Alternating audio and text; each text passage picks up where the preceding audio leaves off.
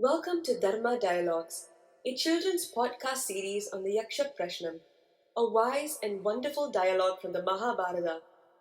Just a little something to keep in mind as you listen to these stories. We tell these stories to spark reflection, not to give strict answers. These stories are told with love and respect from the Hindu tradition, with guidance from elders in our community. Anyone can listen, learn, and even interpret the stories in their own way. All we hope is for young minds to grow in curiosity, courage, and compassion. As we are learning and growing with you, any mistakes along the way are completely unintentional. Please feel free to reach out to us if you have any questions or feedback. Now, on to the episode.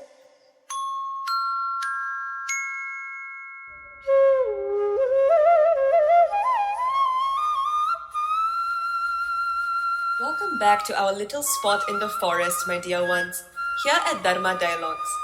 We are now at episode 22, continuing the theme of measures of truth. In our last quiet talk, we asked a question that brought us deep into the earth. We learned that a mother's love, her unconditional care and sacrifice, is heavier and more grounding than the entire world. It is the foundation upon which we stand. Today, the wise Yaksha invites us to lift our gaze.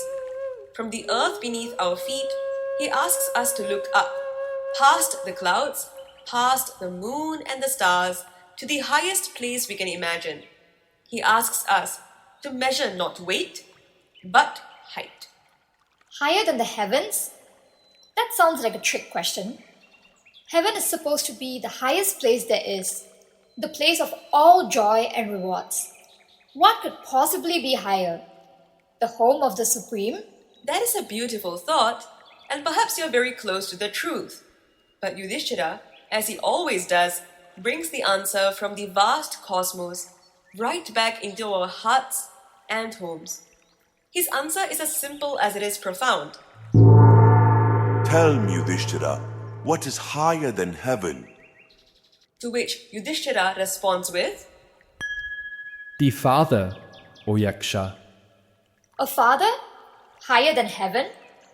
I love my father, but how can a person soar above the heavens? That is the beautiful mystery we must unravel. Yudhishthira isn't just speaking of one person. He's speaking of a role, a sacred duty, a principle of guidance and protection that is so precious, its value soars beyond even the promise of paradise. To understand, we must see that we have not one, but many fathers in our lives. First, let us begin with the father we know best, the father at home. The ancient texts say that to be born as a human is an incredibly rare and precious gift. Among all the trillions of life forms, it is only in this form that we have the chance to learn, to grow, and to understand the great mysteries of life. The father, along with the mother, gives us this golden ticket, this precious human life. His sacred duty, his dharma, is to protect that life and give us every opportunity to make our journey meaningful. That gift of opportunity is a treasure beyond measure. So he gives us a chance to start the journey. Exactly. And once the journey begins, we meet our second father, the father of wisdom, the Guru. In ancient India, children would go often to a Gurukul, a school in the heart of nature. Their teacher, the Guru, would become like a father to them, caring for them, guiding them, and giving them the knowledge they needed to build a good life. But more importantly, he would give them the spiritual tools, the prayers, the discipline, the wisdom to build a good soul. This loving guidance that shapes our inner world is a gift that lasts for eternity. Like the preacher we talked about, who teaches us how to drive the chariot of life. You remember it perfectly. And then, there are fathers so vast in their love that they care for all of humanity as their own children. These are the fathers of humanity, the great rishis or sages. Think of the wise sage, Vedavyasa. He saw that a difficult age, the Kali Yuga, was coming to the world. He knew people would be so confused and lose their way.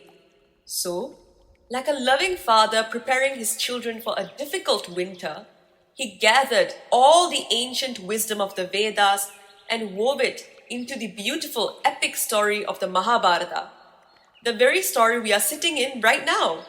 He did this so that his children, all of us living thousands of years later, would not be lost in the dark. So, he was a father to the future. He was. And just as a sage protects the world's wisdom, a good king protects its people. This is our fourth father, the father of society, the king or leader.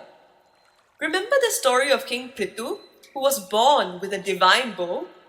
He didn't use it to conquer, but to create. He leveled the chaotic mountains and coaxed the earth to give forth its bounty so his people could live in peace and prosperity. A true king's greatest duty is to create a kingdom so safe and just that every citizen has the freedom to pursue their own spiritual journey without fear. He is the loving father of his whole nation.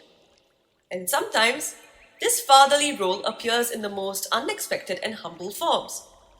This brings us to our fifth father, the father in nature.